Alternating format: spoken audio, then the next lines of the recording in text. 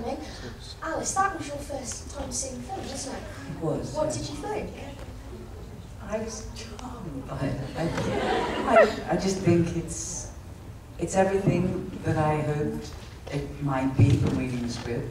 It's joyful. I've just said to David, it's joyful and life-affirming and quite rare, I think. It's very difficult for me to watch anything I've been in. I've never done this before, sat with an audience and watched something for the first time. And I think it's wonderful, David. I'm well done. I'm glad you did it, because a lot of the times actors want to see the film before a screening or before being in public, because they're just, you're uncertain about how it's going to turn out, and sometimes you read a script and it just can be modified and changed and oftentimes kind of ruined in the process, and then it's a little hard to come up on stage and be happy about it. So I'm glad that she's here and that she's and happy. she can be happy, yeah. Okay, can you tell us a bit about your experiences on the film? Because obviously we've heard from David a bit beforehand. So, let's start with David. Some of them It's okay, do both. We won't forget you, David. I don't know how to do without. Okay, Alice, can you tell us just a bit about how you got involved with the film? You asked me, didn't you? Or did I audition? I can't No, remember. no, we asked you. you. Asked me. Yeah. I was in South Africa. Yeah. You asked me. Yeah. I had a lovely, lovely time. I had a very odd beginning. Do you remember, David? Yeah, every bit of it. I had been to see my parents in South Africa, and I got back.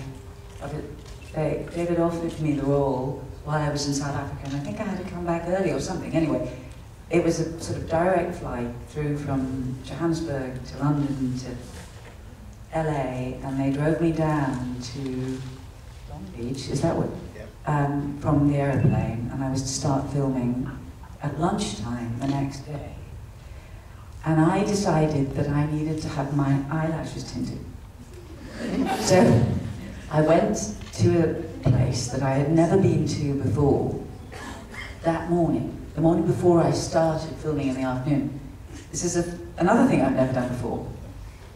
And the lady who did it made a mistake. And I looked like a raccoon by the time. No, but seriously, I was so shocked when she gave me the mirror. I mean, she knew that, well, it was obvious that something had gone terribly, terribly wrong. And she said, you don't have to pay. And I ran out of the beauty salon, and the courtesy van from the hotel was outside waiting for me, and he was shocked because he had recommended the salon. Oh. And as he drove me back to the hotel, I called our producer, and I said something terrible has happened. The eyelash tint went wrong, and I looked like a raccoon. And he said, no, I'm sure you're overreacting. He said, I'll be waiting in the lounge of the hotel, and we've got a huge problem.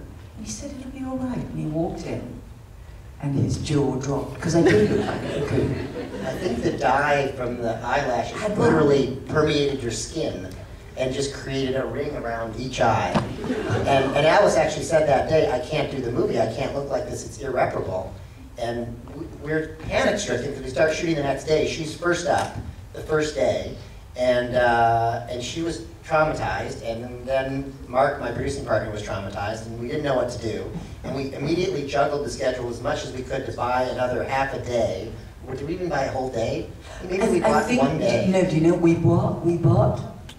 I was meant to do it that afternoon. Right. You shifted it to a day later. Right. And it was a long shot. It was me walking past. It was me walking past the Cosmobile, and it starts. We kept it wide, and I was covered with kind of clay. They did like putty to cover the. And then I went back home to LA, and the place I usually go to started to try and lift the dye off my face. And then I got a chemical burn from that process.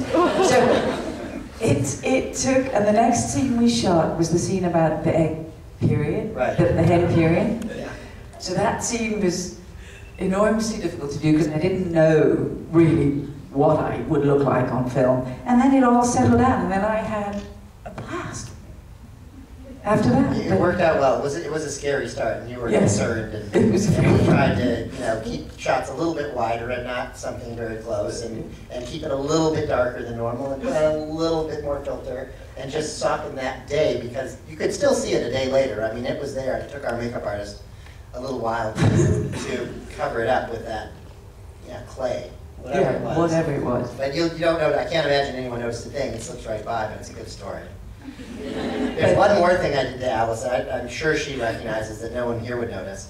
That picture in the yearbook, when it says Alice is in your yearbook, we got pictures from Alice of her in high school, and we got pictures from John Doe, who played Trucker, of him when he was in high school, and we used John's picture. I didn't use Alice's picture because it actually didn't look that much like her at all. So the picture that we used is actually our prop master's mother. And I felt that picture of another person looked more like Alice now, today, than her pictures when she was in high school. So we swapped that out, and we had a test audience that wasn't so recognizable. There was another little story point too, that her name was different in high school, and it was like Alice Ziegler, or some completely different name. And it was meant that character had also somehow, for some unexplained reason, changed her name.